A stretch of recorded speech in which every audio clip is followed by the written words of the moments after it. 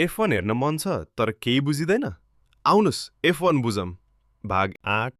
अब अलि अङ्कको कुरा गरौँ, किनकि फर्मुला 1 भनेको हाई स्पिड अकाउन्टिङ पनि हो।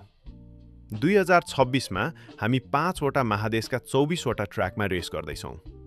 मोनाकोका महँगा र साँघुरा भित्ताहरूदेखि म्याड्रिड स्ट्रिट सर्किटको नयाँ सुरुवातसम्म, अनि यी 6वटा विकेन्डहरू चाइना, मायामी, क्यानाडा, सिल्भरस्टोन, ज्यानभोर्ट, जहाँ अन्तिम पटक डच ग्रान्ड प्री हुँदैछ, र सिङ्गापुरमा हामीले स्प्रिन्ट पनि पाउनेछौँ।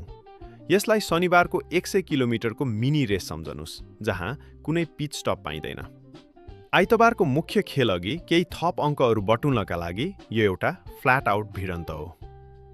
च्याम्पियनसिप कसरी जितिन्छ त? सबै खेल अङ्कको हो। एउटा साधारण ग्रान्ड प्रीमा टप 10ले मात्र अङ्क पाउँछन्। पहिलो प्लेस 25 अङ्क, दोस्रो प्लेस 18 अङ्क, तेस्रो प्लेस 15 अङ्क र 10औं स्थानको लागि 1 अङ्कसम्म।